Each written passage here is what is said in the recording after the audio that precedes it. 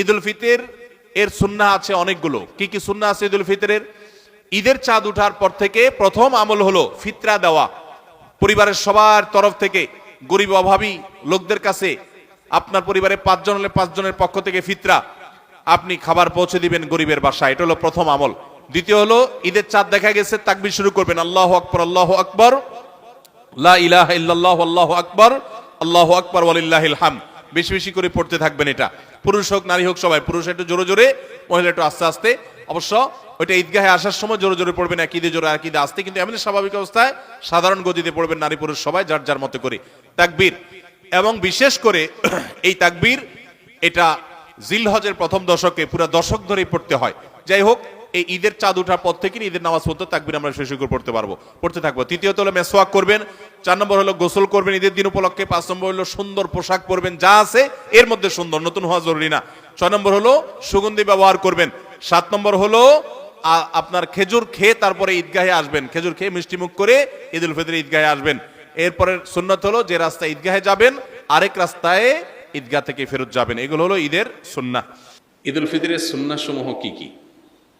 ঈদ উল ফিতরের সুন্নাহ সমূহের মধ্য থেকে সবকিছুর আগে যে সুন্নার নাম চলে আসে সেটা হলো তাকবীর পাঠ করা।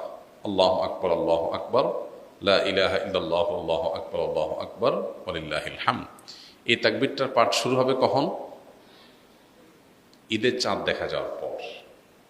ঈদের চাঁদ দেখা যাওয়ার পর থেকে আপনি গুনগুনিয়ে আপনি এটা পড়তে থাকবেন যত বেশি সংখ্যক বার। বাসা বাড়িতে কাজ করছেন, পরিষ্কার পরিচ্ছন্ন করছেন, ঈদের প্রস্তুতি নিচ্ছেন, হেল্প করছেন একে অন্যকে, এর মধ্যেই আপনার মুখে তাকবীর চলবে। আপনি মাগরিবের নামাজের পরে এশা নামাজ পড়তে আসলেন, মাগরিব পড়তে আসলেন, তারপরে আবার বাসায় যাচ্ছেন, যেতে আসতে তাকবীর পড়বেন। মানে ঈদের চাঁদ দেখা যাওয়া থেকে নিয়ে তাকবীরটা পরিমাণে বাড়তে থাকবে। যে যত বেশি পারেন এই তাকবীরটা পড়তে থাকবেন। কতক্ষণ পর্যন্ত চলবে?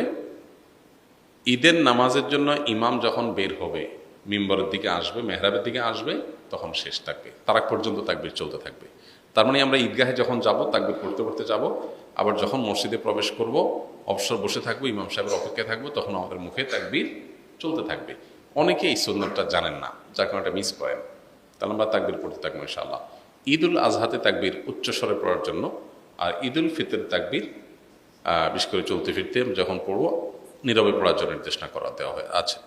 তো তাকবীরটা পড়া, এটা হলো প্রথম নির্দেশ। দ্বিতীয়ত হলো ভোরবেলায় অন্য দিনের চাইতে একটু আগে আগে ঘুম থেকে ওঠা। আমাদের উল্টা হয়, সারা রাত ঈদের শপিং কেনাকাটা পোলাপানের আড্ডাবাজি করে এসে অন্যান্য দিন ফজর নামাজ জামাতের সাথে পড়লেও ঈদের দিন মাস্ট মিস, উল্টা। অথচ ঈদের দিন ফজর নামাজ জামাতের সাথে পড়া, আগে আগে ঘুম থেকে ওঠা, এটার গুরুত্ব আরও বেশি। 3 নম্বর হলো গোসল করা। ঈদের জন্য গোসল করা। কেন গোসল করতে হবে? কারণ ঈদগাহে অনেক লোকের গ্যাদারিং হবে। আমি একটু ফ্রেশ শরীরে যাব, ঈদের আনন্দটা যেমন পূর্ণতা পাবে, আবার পরিবেশটা ভালো থাকবে। যে আপনার গায়ে ঘামের গন্ধ, আপনার অপরিচ্ছন্নতা থাকলে অন্য লোকের কষ্ট হতে পারে। সবাই একসাথে থাকবে যেহেতু, যাতে পরিবেশ ভালো থাকে। এরপরে আরেকটা সুন্নাত হলো ঈদের দিন আমরা যার যা পোশাক আছে এর মধ্যে উত্তম পোশাকটা পরবো। এখানে একটা ভুল কথা প্রচলিত আছে, নতুন পোশাক পরতে হবে। ঈদের দিন নতুন পোশাক পরা সুন্নত না। সুন্নত হলো কোনটা? যেগুলো আছে আপনার এর মধ্যে তুলনামূলক ভালোটা পরবেন, সুন্দরটা পরবেন। ঈদ সুন্নত ছাড়া, নতুন কাপড় ছাড়া ঈদ হবেই না, এই কনসেপ্টটা আমাদের মধ্যে ঢুকছে ভুলভাবে। এটা শরিয়ার কনসেপ্ট না। নতুন পোশাক ঈদের জন্য জরুরি না। সাহাবীরা প্রতি বছর একটা করে জামা কিনতে পারতেন না, 2-4 জোড়া জামা দিয়ে জীবন পার করে দিতেন সেই 1450 বছর আগের মানুষ।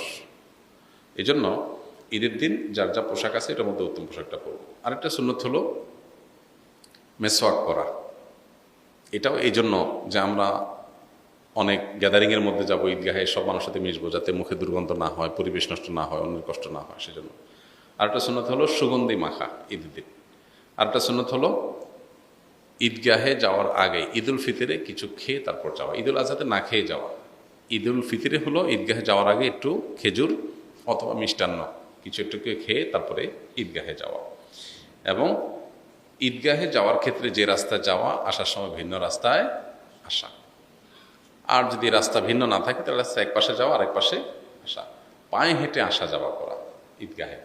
এখন যদি দূরে ঈদগাহ দূরে হয় তো গাড়িটা দূরে পার্কিং করে একটু ওইটুকু অন্তত পায়ে হাঁটার চেষ্টা করে।